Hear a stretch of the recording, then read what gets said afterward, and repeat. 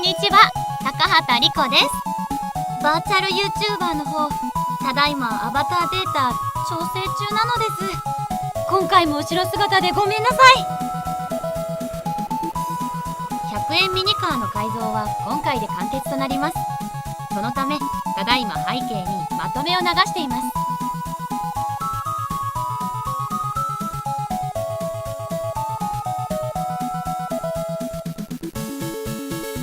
それではパート4本編いってみましょう。今回は今動いていますように全機能の無線操縦まで作成しました。最初に車体に入るように各機能を小型化しました。これはミニ四駆用ベアリングによる前輪機構の小型化です。マイコン回路は基板が場所を取るので IC 直配線にしました。さらに車体内部の出っ張りを削ってようやく全機能が入りました。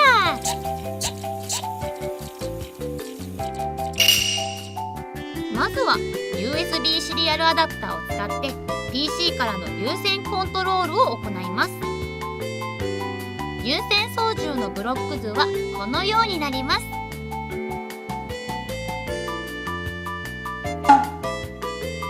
最新のマイコン回路はこのようになります。車体に入るようにピン配置を変更しました。マイコンソフトは通信機能対応で少し複雑になっています。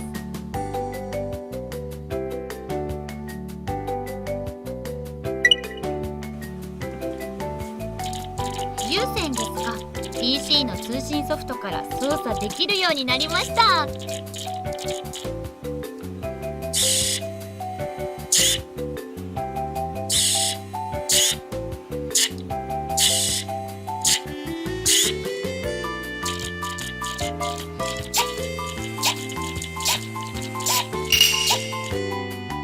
いよいよ無線化。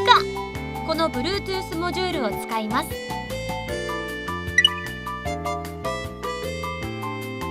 有線版の USB シリアルを Bluetooth モジュールに置き換えます。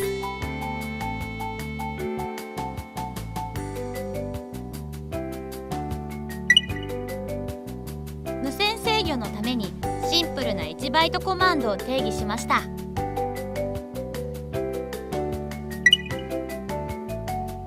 Bluetooth と通信ソフトによる無線制御試験です。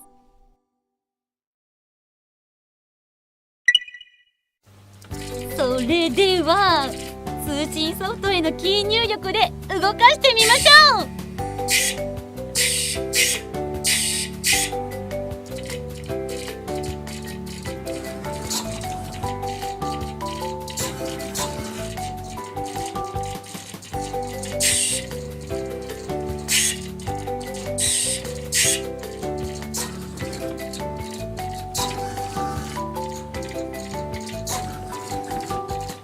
ソフトウェアによる自動操縦もやればできるのですが、今回はここまでで。と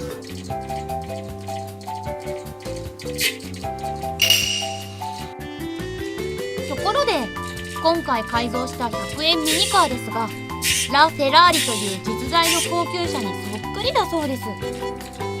ご興味がありましたらラ・フェラーリで画像検索してみてください。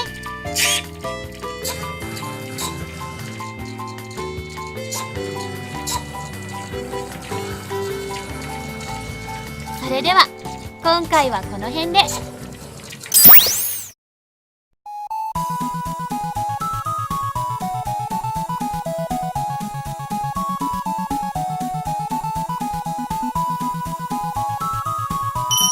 回もご視聴ありがとうございました。次回は別テーマでお会いしましょう。バイバーイ。